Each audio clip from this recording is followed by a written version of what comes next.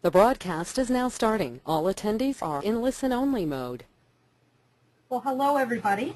My name is Elena G. Levine. I'm president of Quantum Success Solutions, and I'm the author of the forthcoming book, Networking for Nerds, which will be published by Wiley early next year.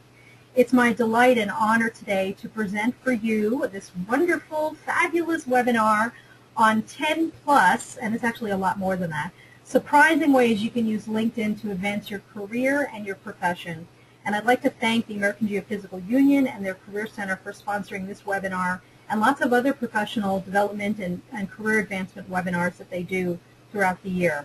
So this webinar, as you know, is going to be focusing on LinkedIn, and so I'm going to be doing something where I'm going to actually be going back and forth between slides and giving you a live version of LinkedIn using my own profile on LinkedIn as a case study, but I want to get you sort of familiar with what LinkedIn can provide you and what LinkedIn can offer you to advance your career. And I want to be very clear about this. You should be on LinkedIn whether you are interested in a career in academia, and I mean a direct career in academia straight through to the tenure track position where all you'd be doing is tenure track, being a tenure track faculty, or if you want to do something beyond academia. In other words, LinkedIn now spans all of the sectors: academia, industry, nonprofit, association, government, and so on and so forth. So even if you think, well, you know what, Elena, I know for a fact all I'm going to be doing is going into academia, maybe doing research. First of all, you don't know that that's necessarily going to happen. There's other options that may come up that may seem more tantalizing to you as you do your career exploration, which, by the way, you can do using LinkedIn. But second of all, it doesn't matter, because even in academia, more and more professionals, meaning professors, deans, decision makers, provosts, even presidents, are being found and are looking on LinkedIn for candidates that they would bring into their academic institution for postdocs, for postdoctoral positions, for professors, and so on and so forth. In other words, you have to be on LinkedIn right now, at least at this point in history, to make sure that people see you so that you can be found and be offered potential access to hidden opportunities. So we're going to talk more about that. So just a quick couple of housekeeping issues. If for some reason you can't hear, can't see, or if there's a problem, just log out and log back in. And take a note that there are going to be opportunities for you to ask questions. There's a question box in your console for this webinar, and I'm going to answer all the questions at the end, and any questions that I don't get a chance to answer, I will be able to answer them via an article that I'll be producing as a companion to this webinar in the future. And the recording of this webinar should be also available too, so you'll be able to go back and review it for your records. Okay, so what we're going to be doing today is looking at how and why LinkedIn works, and in particular why it works in academia and how it works in academia. We're going to address social media networking pillars, which you should always keep in the back and front of your mind whenever you're doing any sort of networking activity on LinkedIn. And then we're going to focus on 4 categories of activities, or 4 categories of outputs on LinkedIn. And I'm going to show you what those are in just a moment. But basically, we're going to focus on our profile, we're going to focus on our activities in groups, we're going to focus on connections, and we're going to focus on searching and being very strategic in our searching. And that's where those wonderful, hidden, surprising ways that LinkedIn can help you are going to materialize in those 4 areas. So let's start off by discussing why LinkedIn, because I know a lot of you, especially those of you that are in academia right now, and those of you that may be early in your career, so you're an undergraduate or graduate or a graduate student or you're a postdoc, and you're thinking, well, my PI isn't on LinkedIn, so why should I be on LinkedIn? And the reason is because right now, as I mentioned, more and more people are doing basic LinkedIn searches when people apply for jobs. That's in academia and outside of academia. So when you send me, let's say I run a laboratory at the University of Arizona. That's my alma mater, so I always have to mention that. Let's say I run a laboratory in the geosciences department, and you read my paper in Nature and you think it's fantastic and you want to work for me as a postdoc, and you email me. Well, if you send me a convincing letter that makes me want to learn more about you, the first thing I'm going to do is I'm going to Google you. I'm going to do a Google search to find out exactly what is online about you. And one of the things that's going to pop up in the Google search, if you're on LinkedIn, is your LinkedIn profile, which is very important. And if for some reason I Google you and I can't find anything about you on LinkedIn, I'm then going to go onto LinkedIn and I'm going to do a LinkedIn search within the LinkedIn borders to find you, to see what your profile is. I do that nowadays myself with anybody that interacts with me, anybody who cold emails me or anybody that I'm going to have a meeting with. I almost always look at their LinkedIn profile before I have a meeting with them because I want to understand a little bit more about what they do, what they've done, where their passions lie, what they're excited about, what their goals are. All these things are on their LinkedIn profile. So what's happening is that as you're reaching out and you're networking and you're connecting with people that are potential employers or potential collaborators, they're going to be looking for you on LinkedIn. And the idea behind LinkedIn is that it is essentially about 6 degrees of separation. So 6 degrees of separation, you know this, it's a theory which I believe has been proven that says that every person on the planet is connected to every other person on the planet by no more than 6 degrees. So I know somebody who knows Bill Gates. I'm actually only 2 degrees away from Bill Gates. But I bet of all the thousands of you that are listening to this webinar today, if you were to interact with each other, you would probably find that there were quite a few of you that are only 1 degree away from Bill Gates.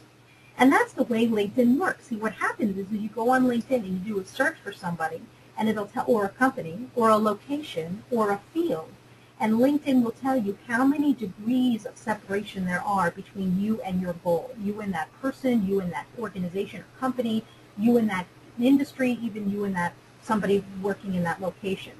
And this is very important because what happens is as you build connections on LinkedIn, as you expand out, you develop quite a close relationship. So the degrees of separation between you and Bill Gates, or you and Microsoft, if you want to work for Microsoft, or you and Schlumberger, or you and Swiss Re, or any of these companies, or you and Harvard, or you and Caltech, or what have you, those degrees of separation become smaller and smaller and smaller. And what we find is that we end up finding people that are already in the companies and organizations and teams that we want to work in.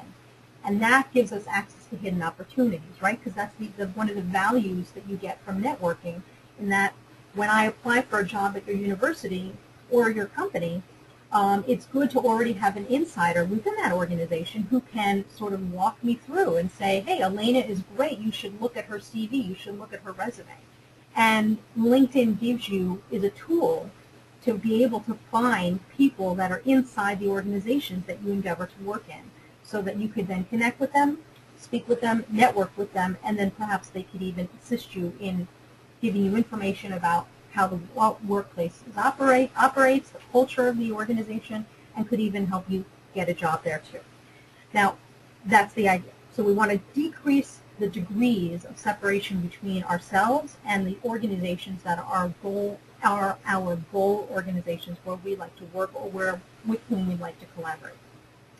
And as I mentioned, because LinkedIn is the professional marketplace, and what that means is that it's when I say professional here, I mean somebody who is serious about their craft. Somebody who is a professional is somebody who's serious about their craft.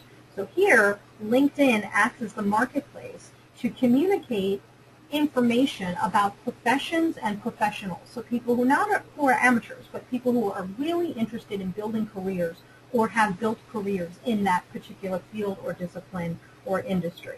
So anytime I need somebody, or I'm going to go on LinkedIn for the most part, I'm going to look for them. So it is the place to be found, and it's also the place to find others and to connect with them so that we can, again, reduce those degrees of separation so we have those contacts.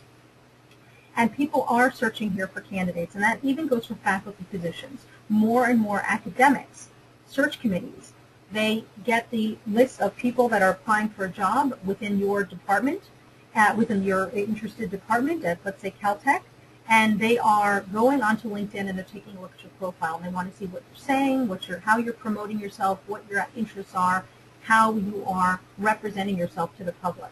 And we want them to see something that's really pristine, something that's really important and demonstrative of the entire talent that you are. Okay. So also related to this, why LinkedIn? Because it is the appropriate self-promotion channel for professionals. So Facebook right now Although people are on Facebook, I'm on Facebook. I have 2 Facebook pages. So I have one Facebook page that's purely just for me and my friends. So we make jokes, we pass around pictures of cats and, dogs and little animals that are really super cute, and we make lots of physics jokes and science jokes and things like that. And God believe it or not, I actually do curse, and I curse on that Facebook group, right? I'll drop the F-bomb here and there to my friends on that Facebook group. But on LinkedIn is more for professionals. In fact, it's exclusively for professionals. So I'm going to be promoting myself on LinkedIn in a very formal and very professional manner. So I would never use the F word. I never use any other divisive language that could possibly be taken in the wrong way, or offensive language that could be taken in or out of context. I also make a note, I don't use offensive language even when I'm talking to my friends, because of course nothing is actually private on the internet, right? But what I wanted to do was just give you a distinguishing note between how people are using Facebook at the moment, which may change in the future. They're using it more for fun. They're using it more to, hang out and communicate with their friends, and that's good. There's also groups on Facebook, and like I said, I have another page which is just for my company, Quantum Success Solutions, where people can like my company and they get information related to career development for scientists and engineers, because that's what my company's goals are.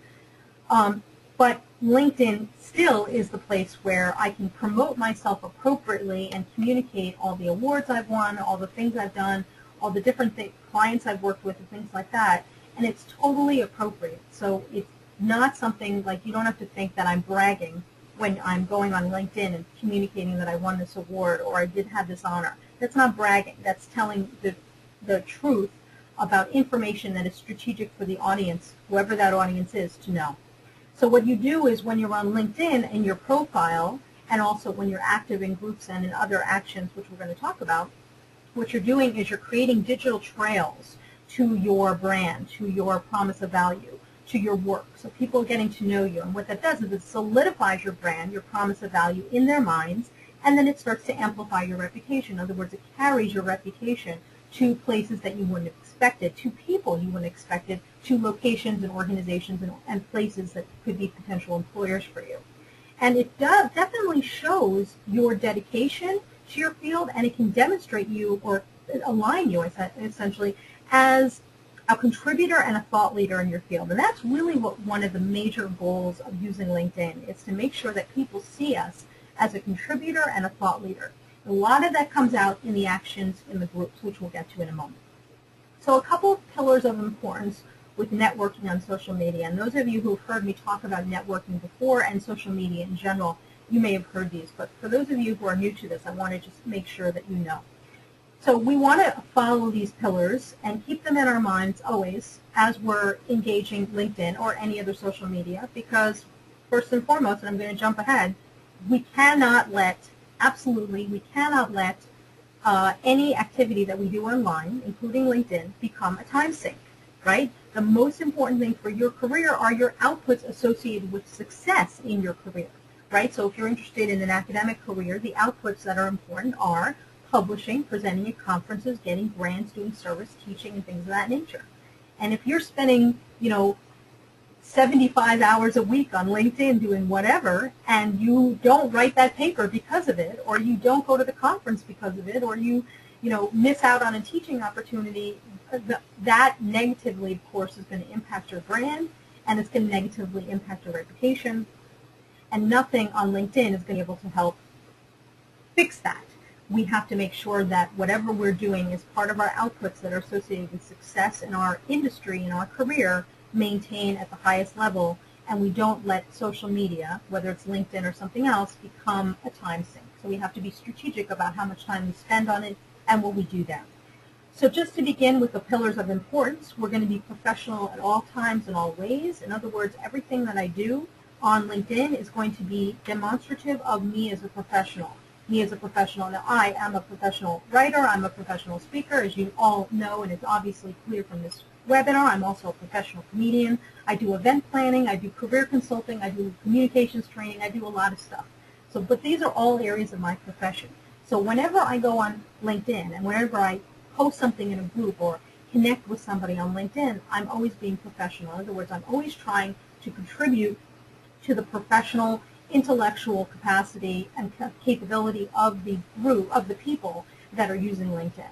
So I'm not sending them pictures of cats with glasses because that's not professional. Instead, I'm posting things that are appropriate for the profession. You know, like for example, I posted something on a LinkedIn group for science writers about a $10,000 media fellowship for journalists, which I thought would be interesting. And I wasn't going to be partaking of it, but even if I was, I wanted to have other people know about it, and so I posted it in a group. That's related to my profession, and that's definitely something that the profession would be interested in. So that's an example of being professional. It's also an example of me being dynamic. And what you want to do here is you want to engage on LinkedIn. You don't want to just be sort of like lurking there and watching. You want to be acting. And the way you act on LinkedIn, the way you're dynamic on LinkedIn, is by essentially being proactive and reactive in your engagement. I'm going to go into more detail about that in a few minutes, but the idea in one case study you can look at on LinkedIn is in the groups, being proactive in groups and being reactive in groups. In other words, in groups, you can start the conversation, you can start a new post, that's being proactive. And reactive in a group is where I post something and you respond to the post. We're going to talk more about that. But if you add new content regularly in groups, on your profile, and so on and so forth, as well as in other channels, like for example, there's an opportunity for you to quote unquote keep in touch, which I'm going to show you in a moment. That adds new content regularly, that allows you to engage, and more of that keeps people engaged with you, they keep seeing you, it amplifies your brand, it establishes you as a thought leader and a contributor to your community. So of course also related to this is we're going to be valuable, right? We're only going to add something of value. That's why I posted that journalism fellowship, because I knew that was going to be valuable to the community, right? Posting a picture of a cat is not going to be valuable to a journalism community.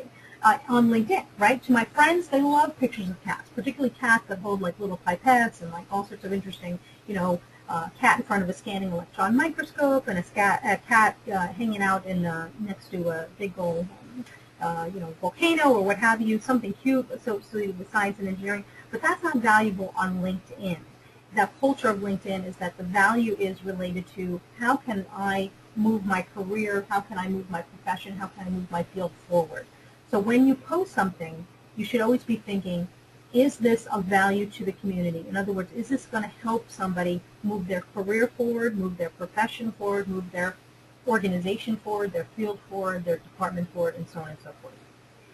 Additionally, we want to be seen, right? So it's like when you go networking when you go to a conference and you go to a mixer, you want to be seen walking around the room, right? You want to work the room. That's important. People need to see you. They need to see you engaging other people. And so that's why I was saying you don't want to just lurk on LinkedIn. You want to actually be active on LinkedIn. So you need to be seen. But of course, most importantly, is you have to be seen in a positive light. So people have to see you in a way that's reflective of your positive brand, your promise of value, your high and positive attitude, your high reputation. We also want to be consistent. In other words, we want to continuously post things. And we want people to be expecting, just like brands are about promises, we want people to be expecting that when they see something from us, it's always going to be something of value, something dynamic, something that engages. And then finally, we already mentioned about it being a potential time sink, so we're going to be careful about that. But the final thing I just want to remind you of is, of course, that cyberspace, no matter what social media site you use, whether you use ResearchGate or LinkedIn or Facebook or Twitter or anything, cyberspace is forever space. So whatever you put out there is going to be there forever, and also whatever you put out there does have the potential to be seen by any potential employer, potential granting agency, potential collaborator, and you get my point. So we want to always make sure, and that's why it's so important to be positive, right? To be seen in a positive light, because, my goodness, we don't want somebody to make a decision bad decision, a decision not to engage you or not to hire you or not to bring you into their team or to give you a grant based on something that you put onto LinkedIn or on some other social media site that is negative or that could be construed as negative. Okay, so now I'm going to talk to you about those 4 sort of subject areas of how you can use LinkedIn. And like I said, 10 plus, when I was doing this webinar, preparing it for you, I realized I actually have a lot more than 10. So we're going to go through all of them. But first I want to just give you sort of an introduction to LinkedIn and give you sort of a an overview of what you can find. So I'm going to pull up my own profile here on LinkedIn so that you can see it. So this is what you see when you are already on LinkedIn. And by the way, that's the first and foremost homework assignment today is to launch a LinkedIn profile. Once you're on LinkedIn, when you log into LinkedIn, the first thing you're going to see, this is the home page, right? And so these are different updates that come from my connections and from the different people that I follow. I'm going to talk to you about that more in a moment. It tells me people that I might know based on people that I've been emailing, you know, with data analytics and so on and so forth. It gives me an idea of things that I've recently visited. And hello, I just recently visited the AGU company website, which I'm going to a company LinkedIn page, which I'm going to show you in a moment. It shows me that there's 13 people who just viewed my profile in the last 3 days. I'm going to give you more information about that. I can give you some more information over here. But I just wanted you to sort of see what you can, what you see first off. And right here, this is going to be your lifeline, these menu bars right up here. You have your profile, which is right over here. That's the first opportunity for you on the menu bar. You have connections, you have jobs, and then you have interests. So we were talking about the profile. So let me go back to the profile for a second. And these are the things that we want to keep in mind about when we're putting together our profile. And these are some of the 10 plus surprising ways that actually LinkedIn can really work for your benefit in terms of finding a job or even finding a career. So I'm going to go to my profile. I'm going to click on profile, and I just click on the blue profile, and it brings up my profile. And I want to point out a couple of things to you on my profile that you should know. Okay, so first of all, there's my name, obviously, okay? Next thing you see here is a catchy headline. Now, I want this is one of those surprising things that you should actually be incorporating into your LinkedIn profile. A lot of people, especially early in their career, write student, geosciences, the University of Arizona. And that's an okay headline. But really what we want to do with the headline is we want to tell people what we can do for them, right? Because the job search process is never about what I, the job seeker, can get from you, the decision maker, or the hiring manager. It's always what I can do for you, the decision maker, the hiring manager. So we want to put a nice headline here that describes some of our skill sets, some of our higher level skill sets or sub-disciplines that we're an expert in. And don't think that just because you're an undergraduate or a graduate student or a postdoc, in other words, that you're very early in your career, that you can't write student in geosciences with an expertise or with interest in X, Y, and Z. You can do that because we want people to find you. And if you do have an interest in certain things, in certain careers, this is a great way that people are going to find you. So what happens is if I do a search, let's say I am hiring in a company for somebody who knows geosciences, who's done outreach, and also knows about, let's say, let's say data analytics, okay? And let's say those are your areas of expertise, or those are your interests. Those are the things that you're working hard as a student or a postdoc to really cement as part of your brand. You can make that as part of your headline. And then when I do a search, the first thing that's going to come up is going to be the people that have headlines that match those search criteria, those three things that I was interested in: outreach, geosciences, and X, and in this case, it's data analytics. So if you have that in your headline, you're going to be the first person who comes up, and I'm going to click on your LinkedIn profile, and I'm going to be able to view you and see whether or not I want to invite you to apply to this department or invite you to apply for this job. And by the way, I want to be very clear here that this is not stuff I'm making up. I don't live in imagination land. The things that I'm telling you about what LinkedIn can do for you and the examples that I'm giving you for what LinkedIn can do for you are all examples that are based in truth and are based in actual experiences that I have had or people I know have had. In other words, I know people who have been found because of their headline. I know, in fact, I've been found because of my headline. People do a search for, like, science writer and nerds and comedian, and mine is the only one that comes up. So I'm not just making this stuff up. This is based in fact. Okay, so we put together a nice catchy headline that is based on what we want to promote about ourselves, what we want the outside world, the audience, or in particular the hiring people, the hiring managers or the decision makers, what we want them to know about us and why they might, what we could potentially do for them. So that's important. So another thing that's really important, a little surprising, but actually very important, is the picture. Now this is a picture of me. Hello, I'm Elena. Now what's important about this picture is that you can see my eyeballs there, okay? And that's really important. It's a headshot, it's tight. In other words, it's a tightly focused headshot. You can see my eyes, and there have been LinkedIn studies. In fact, LinkedIn produced a study that says that profiles that have a picture, so profiles that have a picture are 7 times more likely to be viewed by other people than profiles that do not have a picture. That's how important a profile picture is to your network, to your LinkedIn profile. So make sure you have a picture. Make sure they can see your eyes. Make sure you're not wearing anything inappropriate. So no, scantily dressed, nothing like that. Nothing, nothing with your tongue hanging out. This isn't a picture for your friends when you got drunk on Christmas Eve. This is a picture for other professionals who may hire you. So you need to look professional. And quite honestly, you should be smiling because you're happy. You're a happy nerd. It's exciting to be in geophysics. It's exciting to be in science and engineering. So for goodness sake, smile and show that enthusiasm. Now the only exception, I would say, to this rule of a tight picture of, where I can see your eyes and you're smiling would be what I saw in one of my colleagues' profiles on LinkedIn, which was she showed a picture of herself with a piece of instrumentation. Now that instrumentation was very important to her brand, and it was very important for people to know that she could use that instrument if she was going to get a job in her area of geophysics. So her picture was her with this instrument, and even though you couldn't really see her eyes very, very well because her face was a little bit smaller, the fact that it was with the instrument was the more important picture and a more important point. So that's the only exception, but definitely put a picture. And the other thing about the picture is that if you don't put a picture, people are going to wonder, well, why didn't they put a picture? Is there something that they don't want people to know about them? Now, of course, it has nothing to do with any sort of, and I'm not talking about bias here. That's not what I'm talking about. But I want to make sure that people see you as the happy nerd that you are, that you're excited to join their organization, and that they don't wonder, why would they not put a picture?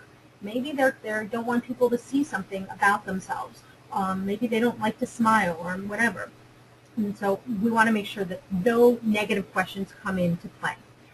Now, another thing that I have on my profile, which is really important, is this right here, right under my picture. It's called the customized URL.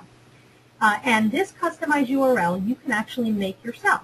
So what you do is you go into Edit Profile, and right over here, I go into Edit Profile. And what's going to happen is a new page is going to come up, and then it's going to say right over here next to under the profile picture is my URL for my LinkedIn profile, and then it says Edit. So I'm going to click on that.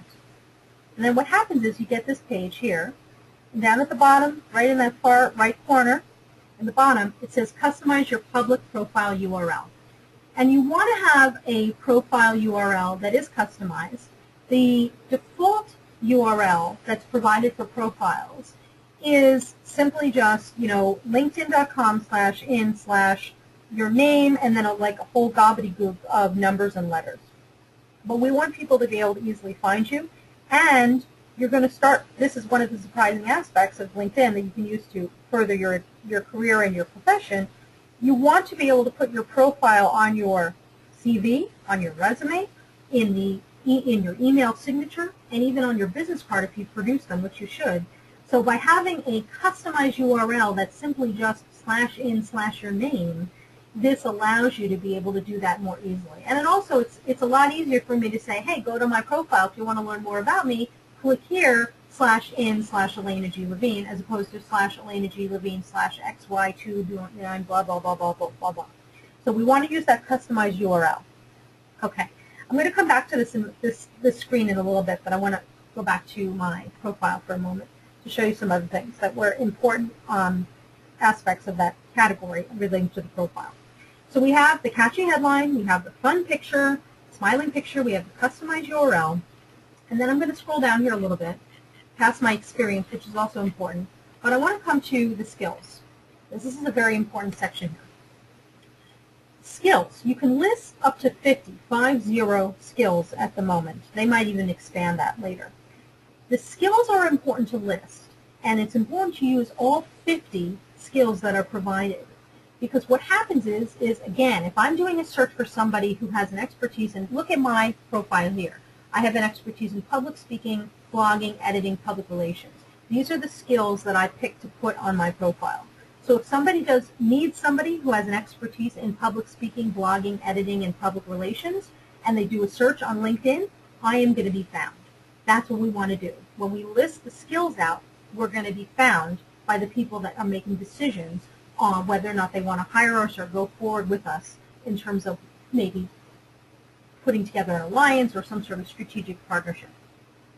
So we definitely want to list the skills, and the way you list the skills is you go back up to the top and you click on Edit Profile, right here, Edit Profile, and it'll give you an opportunity to list the skills.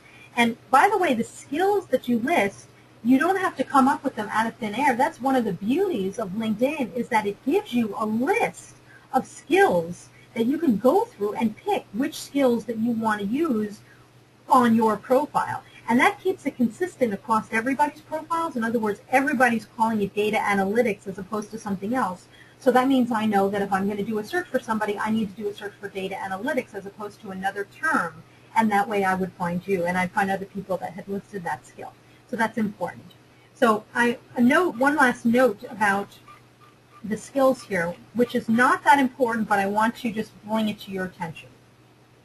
So right next to the skills that are listed, so the skills are very important. You have to list out the skills. And by the way, I know a lot of people, especially people who are early in their career, who only list out like 4 skills, right? They list like research, they list geoscience, they list maybe R or Python or C++ or Java, and they list like higher education, and that's it. But give yourself a better chance of being found by more decision makers by using all 50 skills that you can use, and be diverse about it, right? Think more strategically. Think about the scientific problem-solving skills that you have, the engineering problem-solving skills you have, the computing and other types of technical skills you have, as well as the business and leadership and management and project management and communication skills you have. And then even your linguistic skills. You can even list that too. So we want to make sure that people can find you in all these ways. So for those of you that are new to LinkedIn, you might be wondering, who are all of these pictures that are next to my skills? And what is this number next to public speaking? There's the number 40 right next to it. And next to blogging, it says number 39. What is that all about? This is endorsements.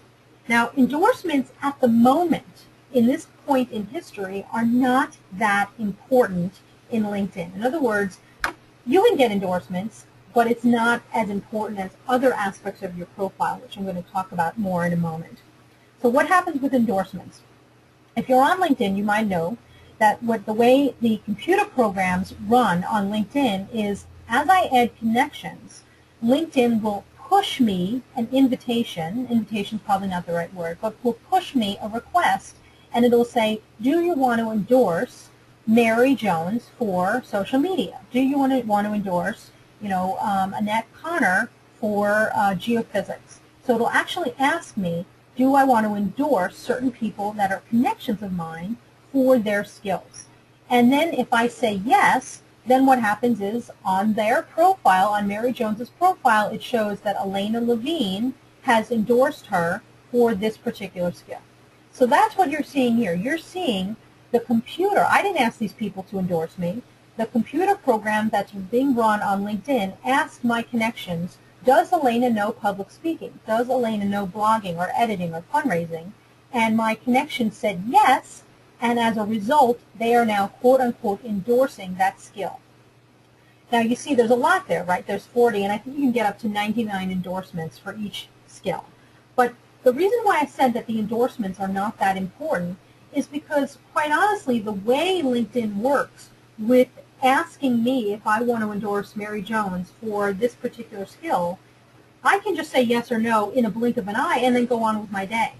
I don't necessarily know anything about Mary Jones' expertise in fundraising or higher education or blogging or whatever LinkedIn asks me to whether or not I want to endorse her for. So it's a very unreliable way of saying, wow, all these people, 40 people have endorsed me for public speaking, but quite honestly, all 40 of them might not have seen me speak in public. 8 people here have endorsed me for community outreach, but I guarantee that not all 8 of those have interacted with me to see that I do community outreach. So it's not very reliable right now. It may change in the future, but it's not very reliable. There are other things that are more reliable that we'll get to. So don't worry about getting endorsements. You can add endorsements. You can do the endorsing yourself, and that's totally fine. But I don't want you to put a lot of attention to it at the moment. All right, so I want to also show you some other things that should be on your profile. You should have a summary, of course, which goes into some detail about who you are and what you do. People write it as bullet points. Some people write it as paragraphs. As you can see, that's what I did here.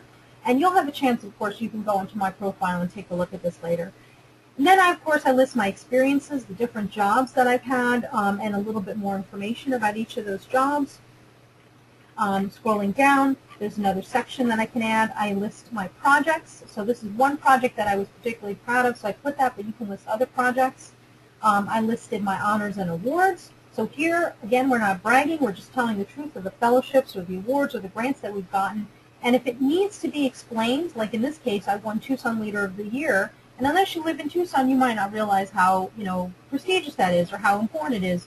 So I wrote that it was also an honor bestowed upon former U.S. Surgeon General Richard Carmona, because I want people to know that it's not some crappy award. It's actually pretty important. And the same thing goes with some of these other awards. But do tell people the awards that you've won. You got your skills, you got your education. I only list my high school. In this case, I list my high school because I come from a high school that was pretty prestigious. It's still prestigious in the state of New Jersey. And so I want people to know that. If you went to a private school or a particular boarding school, I would list it. But quite honestly, if you want other people from your high school to find you, and it's not necessarily prestigious high school, it's not, this particular prep or that particular prep, go ahead and list it, because people are going to do searches for high school people from their high school, and why not be found that way too? I have done searches for people from my high school, and because they listed West Windsor-Plainsboro High School on their LinkedIn profile, I was able to find them. Turns out one of them is a booker for one of the major TV talk shows in the United States, and I couldn't believe that. I got so excited. So I would have never known that had I not put that on there, and had I not searched for it, and had he not put it on his profile. Additional information, I include my advice for contacting me, so I include my email so they can find me. I can add additional organizations. And there's lots of other different topics, or lots of other different subcategories that you can add to complete your profile. And if you just click on complete your profile, it'll give you all the different examples of the different subcategories that you can list. But those are the major important ones that you want to think about. Now, a couple of final surprising ways that you can use LinkedIn, especially to promote yourself and to communicate your expertise with decision makers. So one of the cool things that you can do on LinkedIn is you can create your profile in another language. Holy mackerel! I didn't even realize that until just recently. So if you saw what I did, just to go back, I'm going to go back to my profile so you can see how I did it. I hovered over Edit Profile and this little arrow right here, and just to the right of it, it says, gives me an opportunity, it says click or create profile in another language. This is on my profile. So I click on that, and then I can choose the language. Not a lot of languages, I must admit. There's not that many languages here. Hopefully one of the languages that you speak and want to communicate your profile in is here. But if not, you can select other. And then you can change your headline. You can even add a former name here, and so on and so forth. And what it does is it translates your profile into another language. This is a really great thing to do, especially for those of you that are looking to move to a different country or want to find a job in another country where they speak a different language. If I was interested in working in France, I would create my profile in another language, so that in French, of course, so that people in France who speak French, who are decision makers, would be able to read my profile. So very, very useful tool to really expand your reach for people to see you and to know who you are. So another thing that's important, that is really, really important associated with your profile, is who's viewed your profile. So if you hover over the word profile on the big black bar at the top of your screen, you see edit profile, and then you see who's viewed my profile. And I'm going to click on that, who's viewed my profile. You can get to that from your own profile page as well. Now, I want to point out here that this feature of who's viewed my profile has enabled me and people I know to actually get jobs. So this feature actually gave me money. It got me gigs, it got me jobs, it got me paid opportunities, and likewise, it has gotten colleagues of mine paid opportunities too.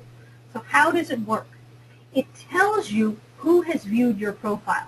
Now, of course, some people, like for example, this person right here, because of the way they set up their privacy settings, and I'm going to go into that later in the webinar, they set up their privacy settings so that I can't see who they are. I know that somebody who is a graduate assistant at UC Santa Cruz saw my profile today.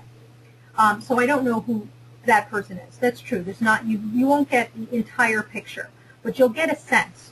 Like here, for example, I see this person, Bill Goward, he looked at my profile today. So this is important for me to know because, hey, guess what? If Bill Gates looks at my profile and I'm able to see that, I can go look at Bill Gates' profile, and then I can send him an in-mail. This is the email system through LinkedIn. I can send him an in-mail, or I can invite him to connect and say, hey, I saw you looked at my profile. Maybe there's an opportunity for us to collaborate. Could we have a conversation about it? And it actually starts, it oils the conversation. It starts the conversation and starts the opportunity for networking. So when I say that people who I've gotten jobs from this, is what happens is I've seen people, I look at this feature multiple times a day, I see who's looking at my profile, and then I reach out to them. And if it's somebody that I really would like to work with, I'm going to connect with them. And I'm going to say, hey, I saw your profile. It looks like there's a collaboration opportunity, or it looks like there's definitely synchronicity or synergy between what we're working on. Why don't we have a conversation to talk about it? And it has given me an opportunity to connect with people that I might not otherwise have connected. So this is an important feature, but I do want to point out right now, if you look at the top of the screen right here in the black bar next to the in signal, icon there, it says the word premium. I actually have a upgraded version of LinkedIn that costs money. And it's called the premium membership, which allows me to have a larger picture of who's looked at my profile. So if you get the free version, you don't get the complete picture. You get to see, like maybe a certain percentage of the people that have viewed your profile. So for those of you that are early in your job search, like let's say you're going to need a job in May, and you're starting early in your job search, you probably don't need to pay the premium price, which I think is probably $50 or $75 a month. But as you get closer, I think it might be worth investing in it, and you can always cancel at any time. And I don't work for LinkedIn. I want to be clear about that. I do not work for LinkedIn. But I think you want to maybe think about investing in a premium membership so that you can get this bigger picture. And it also gives you the opportunity to send in-mails. As opposed to just corresponding with somebody via connecting with them, you can actually send in-mails if you have the premium version. So I've known postdocs, for example, who know their postdoc is ending. They've used LinkedIn for many, many months to do some research, to find people to connect with, and so on and so forth. And then as they're getting closer to the end of their postdoc, let's say 4 months out, they start buying the premium version for each month, and it has netted them results. And I mentioned postdocs specifically because I actually heard a postdoc at Berkeley say that this is how she got her job. She went on to LinkedIn, she had a profile, she did all the things we're talking about today, and she made sure to invest in the premium. So she saw that Dr. X looked at her profile, and she went to Dr. X's profile, emailed him, connected with him, made an appointment to talk further with him, and it netted her a job. So this is something to consider. But it's really interesting to see because you get a chance to see who is looking, where are they finding you. Like take a look at this. It shows me, see this person here, Marina, we connected last week, so it shows me that she's a first-degree contact. But here's another person who's a second-degree contact, so it tells me the degrees of separation away from them. And here, this little number right here in the corner shows me who is the person that is connecting us. In other words, Paul Kent is a second-degree connection, so there's one person in between me and Paul, and it's this person, this particular person. Over here, for this other person, for somebody else who, here this person's in the 3rd degree, if I hover over it, it should show me how many people are between me and how many people could potentially connect me with this particular person. So these are lots of different options for you to look at while you're doing searches. So who's viewed your profile is really, really important. And then finally, there was one more thing I wanted to show you related to profiles. This is important, and it's actually going to be expanding out quite a bit now. So this used to be a premium, I believe a premium feature or a feature for premium holders only, but now it's going to be available to everyone. So I'm going to go to my home, not my profile page, but the home. So I'm going to click home at the top of the screen there. And you see here, there's a picture of me at the top, and there's a little field where I can write stuff, right? So I'm writing stuff right now. And what this is this is an update, and this is one of the things that you should be doing is you should be updating your connections, updating your networks about what you're doing. So like, hi, I am excited to be doing a webinar on LinkedIn for AGU today. That would be something that I might write. And I would share that. So that's certainly something that you can do to engage. Remember, we talked about being dynamic and engaging. So if you have an update, if you want to share something, this is how you can share it. And you can even tie it to your Twitter feed if you have one. But the more important thing I wanted to show you was a blog post opportunity. So right over here in the corner of this field is a little pencil. And it's very hard to see, but if you look carefully, you'll see it. And it says create a post. And if I click on that pencil to create a post, what it does is it allows me to actually create a blog. So LinkedIn, as I said, this currently is only exclusive to premium members, but they're about to open it to everybody. So that's why I want you to know about this, because this is a way for you to actually host a blog on LinkedIn. You will maintain all publishing rights. In other words, you will own everything you write. It's not LinkedIn's property, it's yours. But it allows you to keep your network more informed about what you're working on. And over here, it gives you a getting started guide and tells you what's going on. And you can publish it, you can tweet about it. I'm going to close this for a second, because I want to show you something. Because this is sort of my console right here, which shows me what's happening in terms of my posts. Now, I haven't posted anything yet. I'm going to start doing that soon. But it shows me what I've published, which is 0 right now, drafts, 0, and then the followers. And take a look at this right here. Over here, it says in the corner, on the right there, next to the blue sign that says create a new post, it shows me that I have over 1,200 people following me. So what that means is that 1,200 people, when I publish something, are going to get a notice that I published something. They're going to get a notice that I published a blog post. And this is such a great opportunity for you to promote yourself. You're not going to write about how great you are. You're not going to write how 10 reasons why Elena is awesome. That's not what you're going to write. You're going to write things that are valuable, that are relevant to the community, that are important for them to move forward in their profession, right? So if you're wondering where you should post a blog, you might consider posting it and hosting it on LinkedIn, and you can create a new post right there. So that was the profile. So let me go back to the slides for a moment just to do a quick summary of what we've been talking about. So this is what we were doing. We're doing our profile. We're making a catchy headline. We're putting a picture where we're smiling, excited about science, showing our eyes if we can, customizing our URL, which we can use in other media. We're going to list out those skills. We're going to publish our post, which is the blog, which stay tuned. They said that within a few weeks that'll be open to everybody with free accounts. We're going to think about creating a profile in another language, especially if we're looking at jobs or career opportunities outside of the country where we live or the country where we currently are residing or where we're from. And then we're going to really, really leverage who's viewed our profile to see what types of opportunities we can create from people who've looked at our profile. Okay. Now we've looked at the profile. Now let's look at the groups. All right, so the groups are very, very important. You can join up to 50 groups on LinkedIn.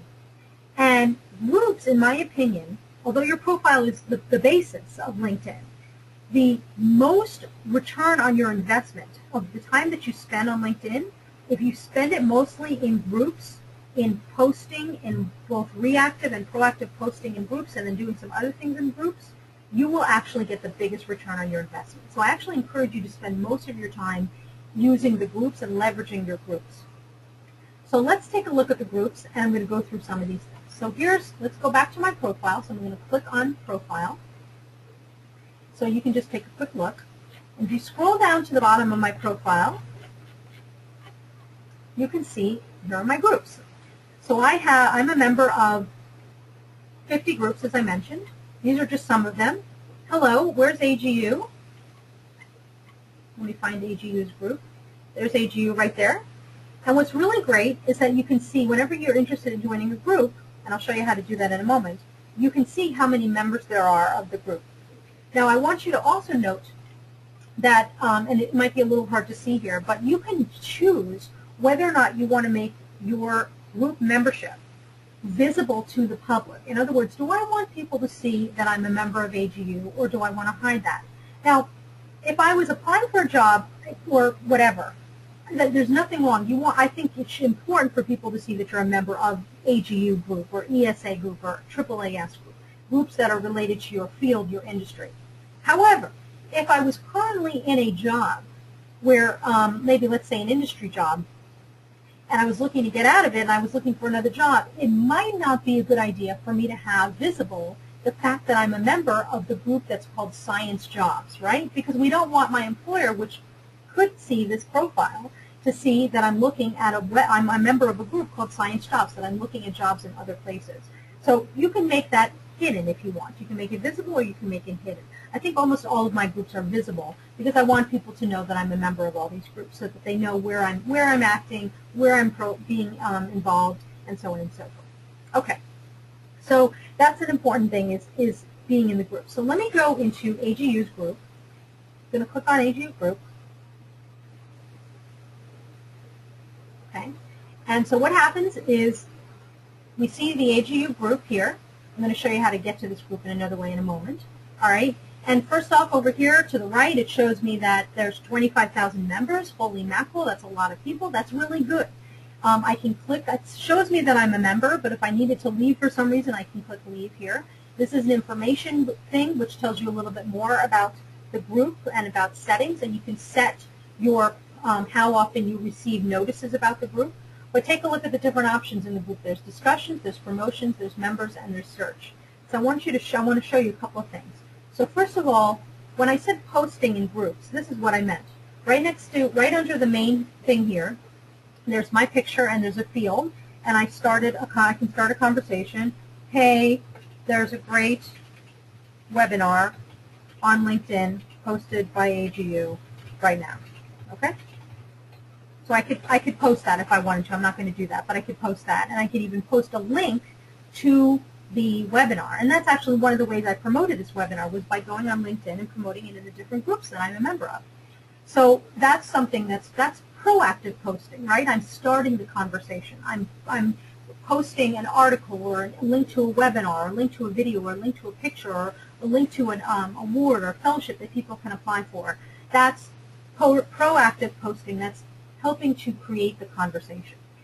Now there's another side to that. Of course, there is reactive posting. So let me take a quick look at something that somebody posted. So here's somebody posted this thing right here called Energy and Public Health, the Challenge of Peak Petroleum. This is Jeffrey Doyle. He posted this in AGU. So I'm going to click on that for a moment. And it's going to bring up the discussion. And what Jeffrey Doyle, so it shows me that Jeffrey Doyle posted it, tells me what his headline is, and then it gives me a link. He didn't provide any more information. He just provided a link to an NIH, looks like an NIH article. So if I clicked on that, I'd go to the link. It would take me outside of LinkedIn. But what I want you to see is a couple of things. We talk about proactive posting, which is what I did where I was advertising and promoting the webinar. And then there's reactive posting, which is also important. So there's two types of reactive posting that you can do in groups. The first is I comment. You know, thanks, Jeffrey. I type in, thanks, Jeffrey. That was a great article. And maybe I add a question. You know, so I'm reacting to the post, but I'm still posting. And what it's doing is it's showing people in the community that I'm engaged, that I'm interested, and that I want to contribute. And it solidifies in the minds of the publics that I am a contributor. And the more you do this reactive and proactive posting that's public like this, people get to see you, they get to know you, and they get to think of you first if they want to actually engage somebody with that skill set. So that's very important. But there's another thing that I can do. So I can also follow him, right? And that's how a lot of people have found me to follow me. I think that's why I have 1,200 people following me, is because I post a lot in groups, and so they'll get something that looks like this, except they'll have my picture, and I can like it. As you can see, I can like it. I can comment, which is this field down here. I can follow, where now anytime Jeffrey posts anywhere on the web, I would get informed about it, or I can reply privately. And this is your way around the InMail. So if you don't want to spend money on the premium upgrade of LinkedIn, you just want to use the free version, and you want to connect with Jeffrey Doyle, who posted this thing about the challenge of peak petroleum relating to energy and public health, you can reply privately, and it'll send him a private message. So the rest of the public would not see it. And this is a great way to connect with people. It's a really surprising way to actually increase your network, and it's wonderful. Another thing that's really important and the surprising way to advance your career is to take a look at the membership directory of the group that you want to join. And this is a tip. Once a month, this is my suggestion to you, once a month of the groups, let's say you're a member of 50 groups, so once a month, go through the directory, casually go through the directory of all the members, and of course with AGU that's 25,000 members, so it's going to take you more than just a half a day, a half an hour or whatever. But take some time to go through and take a look and see who are members of the group, and you might be surprised who is a member of the group that you would like to connect with. The first people that come up when you list the group membership are your first degree contacts. So all these people right here that you see I am connected with in first degree. But if I went through the list, I would end up with people that I'm not connected with, and I'd start to see people that I might want to connect with that would be interesting for me. The final thing associated with the groups, or the second to final thing associated with the groups that I wanted to point out to you, is the search feature. Because you can search for subjects, you can search for people, you can search for locations, departments, colleges, universities, companies, whatever, within the group itself, and it can provide you with some very strategic information. I'm going to go back to the home page of the AGU group page, and I want to show you one last thing, which is latest activity. So it shows you what's the latest activity, what people are posting, latest things. And so here somebody posted on the fact that somebody reacted to a post that I said about the webinar. And then there's also subgroups that you can take a look at within the group. So there's a lot of things that you can do. Okay, so let's go back to the PowerPoint. So we've done all these different things, and the final thing I didn't mention was looking for top contributors. So people who post to the group quite a lot will also give you information, people you should be connecting with. So now with connections, the idea with connections, I just want to show you, the way you find groups is by here, under interests at the top there, scrolling down to groups, and then you can do a search for groups. But you could also do a search for groups right up at the top. So then the other thing you want to do is with connections, you want to find connections. So you can click on connections and then add connections. I encourage people only to add connections with people they either know from another way, or if they want to add connections to somebody that they are just meeting for the first time on LinkedIn, customize your invitation to connect. So I get lots of invitations from people who want to connect with me, but they just do the basic default, Elena Levine, Mary Smith wants to connect with you. But Mary doesn't tell me how she knows me or why she'd want to connect with me or anything like that, and that's really important. So if you're going to connect, if you want to connect with somebody who's a stranger, customize the invitation. I saw your comments on the AGU group. I thought it was interesting. I'd like to talk to you further. Let's connect. That's a really great way to connect.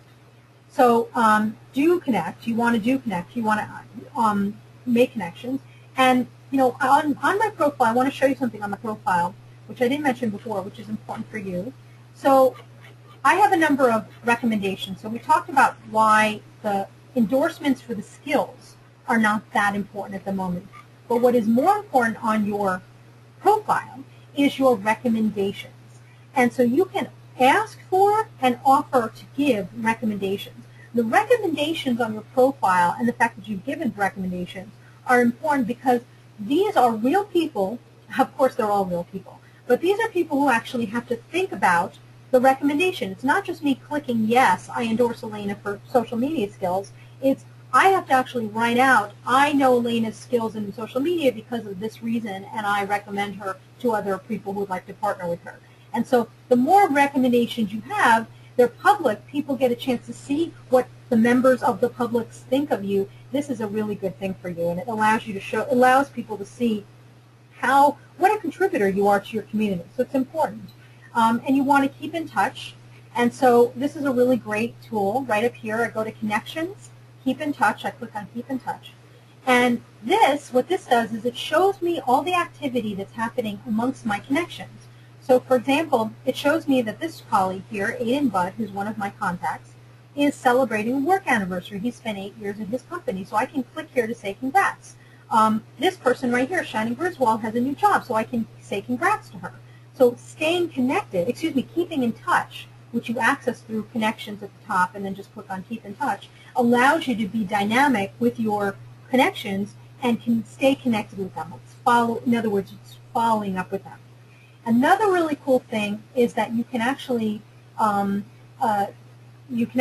organize your connections, which is, so I'm going to click a connection that I have, a colleague of mine, who is actually my colleague at AGU.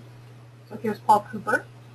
And he is my contact. And if I click here at the top here, it says contact information, and it tells me what his email address is and so on and so forth. And I can edit the contact information. What that does is it allows me to add other things that only I can see. So I can add his phone number, his address, I can add his birthday. I can even make notes about our relationship, how we met. I can tag him. I can set reminders. So what this does, what LinkedIn does, is it actually serves as an organizational software product to help you keep track of your connections. So important. Such a great tool for you. So, and only you would be able to see this information. Only you would be able to make a note of how you met and any notes about your relationship. But it's a really good way to keep connected and to keep your connections, know what's happening with your connections, and remind yourself, when you want to meet with them again or when you want to speak to them again. And finally, the other thing I want to do is to remind you in terms of connections is to look through your connections. So once a month, this is another tip for you, once a month, go through pick one connection that you have and take a look at all the people they're connected to. So like if you're my connection, if you are one of my connections, you can see, if you scroll to the bottom, you will see all the people that I'm connected to. I actually have that public. Now you can make that private, by the way, but I make it public because I don't have a problem with that. I want people to see who I'm connected to. So once a month, if you are my connection, it'd be a good idea for you to go through, see who I'm connected to. If you see somebody that you would like me to introduce you to, this is the perfect way to do that, right? If you want to work for Company X and you see that Elena has a connection at Company X, we want to always find an insider, right? We want to create these networking connections so that when you are applying for a job, you have that insider track, you have that person who can hand deliver, so to speak, your resume or CV to the decision maker. And so this is a way to find somebody who is a potential insider. So take a look, pick one person a month, look through their connections, see who those connections are, where they're working, and if there's anybody that you would like to connect with, you can ask your connection to introduce you to that person, to their connection. I hope that's clear. It's a really, really smart and surprising way to actually advance your knowledge of the industry and also to advance the people, your network. And then finally, the last piece of this is the search. And I really want to emphasize here a couple of things, way you can search using LinkedIn. So the first thing is find alumni. So if you hover over connections, the connections bar up at the top, you see a little thing that says find alumni. I'm going to click on that.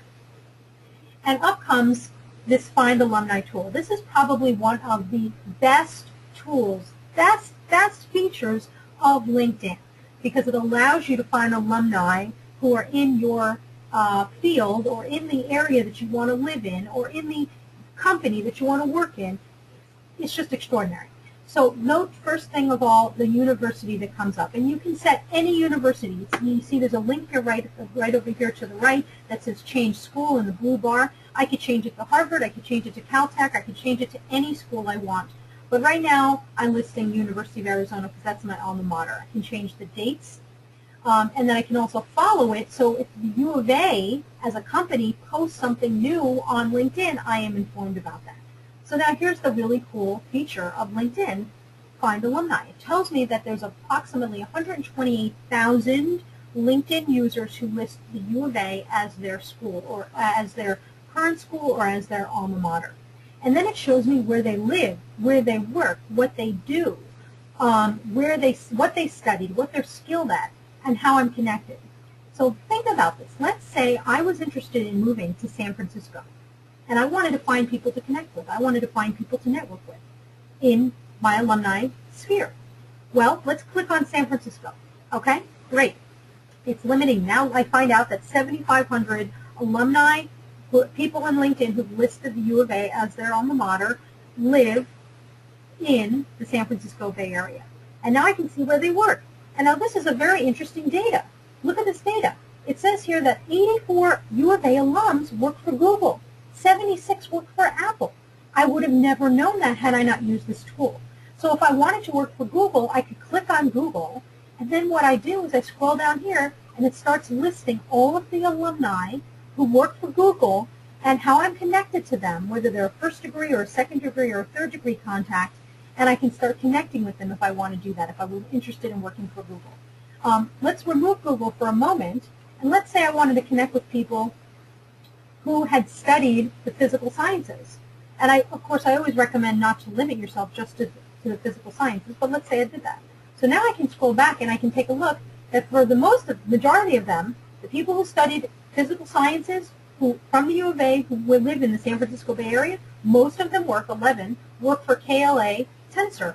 But then again, 6 of them work for Apple. So now I have more of a reason, right? Because if I'm a physics major or geophysics major, I can reach out to those people that work for Apple that study geophysics at the U of A, and here they are, these 6 people, and I can say, hey, you studied physical sciences, so did I. Maybe we can have a conversation. I'd like to learn more about what you do. So this Find Alumni feature is freaking awesome. It's unbelievably powerful, and I highly, highly encourage you to take more advantage of it. Really just play around with it. The other thing I want you to do is take a look at interests. So under interests, I also showed you groups, right? You saw the groups. But now I'm going to click on companies. So if I click on companies, I can actually follow different organizations, different companies. So I can do a search for a company that I'm interested in, for example, AGU, and I can then follow it. And like I said, when you do that, when you're following a company, what happens is every time that company posts something, announces something, I am informed of that. So I just want to click on here, and it shows you who I'm following. And right now, the companies that I'm following are 12 organizations. That includes the University of Arizona. It includes AGU. It includes National Geographic and Scientific American, Woods Hole, and it also includes the National Postdoc Association, among others. So that means that every time they post something, I learn about what they're doing. This is a great way to keep informed because a lot of companies, organizations, even universities will post, hey, I have a job open. You should, there's a job announcement. They'll post it on their company page, and you would be informed about that, and that's great. Other thing you want to do is click on this topic right up here that says jobs, right on the top black bar, and you want to search for jobs, right? And you can do a search for keyword, job title, company name, organization. You can just sort of look for jobs in your network. So like here it says that 666 jobs exist at Starbucks, and then I have connections to people who know people in Starbucks. So this gives me a chance to really explore if I want to work for Starbucks, who are the people that could potentially be insiders for me. So play around with the search for jobs. And similarly, you can use this search bar right up at the top to search for anything. You can search for people, interests, fields, locations, organizations, and so on and so forth, as well as people that you want to follow, like people who are following me. Final thing I just wanted to mention about searching is to set how to change your privacy settings so that when you're searching for things, if you want to maintain your privacy, like some of the people who looked at my profile did not want themselves to be seen, right? They wanted to be hidden. So what we can do is we can actually edit our profile to change the privacy settings. So what you do is you click on Edit Profile, and then you go to Edit Contact Information. Where is it? I lost it. Sorry, let me go back over here. Okay, here it is. Edit Profile, and right over there it says Manage Public Profile Settings. So I can manage what people see about me and what people don't see about me. So let's go back to the slide. Okay, so this is what we're doing. And so let me finish up here. LinkedIn, bottom line, is LinkedIn is here to stay for now. It's being used in academia. It's being used for academic job searches. Decision makers, hiring managers, search committees are doing LinkedIn searches to find candidates to ask them to apply for jobs, and we want you to be found. So we're going to leverage LinkedIn to promote ourselves, to be found, and to find others.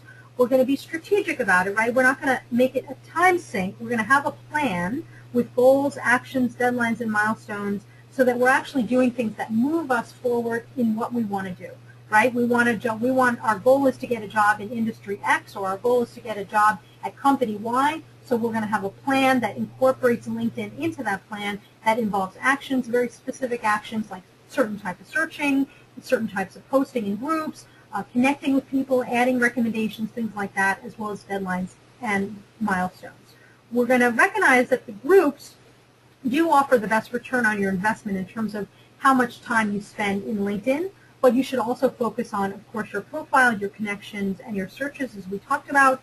You can share your LinkedIn profile, that customized URL, on your CV, in your email signature, and on your business card. And most important, on LinkedIn, follow those pillars of social media networking to make sure that you don't make it become a time sink and that you're always being professional and doing things that are reflective of your brand and your attitude and your reputation. So with that, I'd like to just end by saying, hey, guess what? We're having another webinar. Yes, thank you, AGU Career Center. It'll be on optimizing your career experience with a focus on what to do at the AGU fall meeting. This will be happening on December 2nd, and whether you've attended one fall meeting, whether you've attended 0 fall meetings, and this is your first one, or you've attended 3,000, which I don't know how it's possible, but maybe you have access to a wormhole that I don't, you will still be able to get value from this webinar, because I'm going to show you what you can do before, during, and after to really maximize your experience, optimize your experience, and expand your network. So I want to thank you so much. I know we ran over a little bit. I appreciate those of you who stuck around. I'm going to stick around for any of the questions that people had, but this is being recorded, as I mentioned, so you'll have a chance to review it in your leisure at a later date. I want to thank AGU Career Center again for their formal support of this type of endeavor, and I want to invite you to connect with me. If you'd like to connect with me on LinkedIn, you can do so. Remind me how you met me, right? Tell me in a customized invitation to connect. You saw my webinar. This is why you'd want to connect with me. You can join my group. I have a group on LinkedIn called Elena's Alumni. You can follow me on Twitter at Elena G. Levine. You can join me on Facebook at Quantum Success Solutions. And I hope you'll join me in celebrating my new book, which is going to be coming out in February, Networking for Nerds, where I go into even more detail about LinkedIn and Twitter and Facebook and even some of the other social media tools and channels that you can use for success. So with that, I thank you so much again. It has been an honor and a privilege, as it always is, to work with AGU and to work with you in the audience to help you advance in your career. Thank you for the opportunity to speak with you today. And I wish you all the best. Enjoy your career adventure. So I'm going to stick around and see if anybody had any questions. A couple of questions here. Okay. And any questions that I don't answer, you will be able to find out about through a companion article that I will be producing for the AGU website. So a couple of quick questions here. Somebody said, compared to LinkedIn, how important are our Google Scholar profiles and our ResearchGate profiles? I thought that was a great question. Thank you for asking that question. So LinkedIn right now is the place to be. Certainly you should have a profile on ResearchGate because people do search that. They look for people, and they also look for people to connect with for research collaborations. So, and Google Scholar, I think, is becoming more prominent, but it's not as prominent as LinkedIn right now. So if you had to spend, if you had, let's say, 10 hours a week to spend on social media, I would spend probably 8 of those right now on LinkedIn and maybe 2 hours on ResearchGate, and I would actually change that week to week. I'd actually spend more time on LinkedIn and less time on ResearchGate. So it's a great question. I know there was a lot of other questions, so I'm just going to answer them in the companion article that I'll be producing because we're out of time. But again, thank you all so much for joining me, and please stay in touch. Follow me on Twitter, connect with me on LinkedIn, join my LinkedIn group, Elena's Alumni, and let's get to success together, okay? Thank you so much. Have a wonderful day, everybody.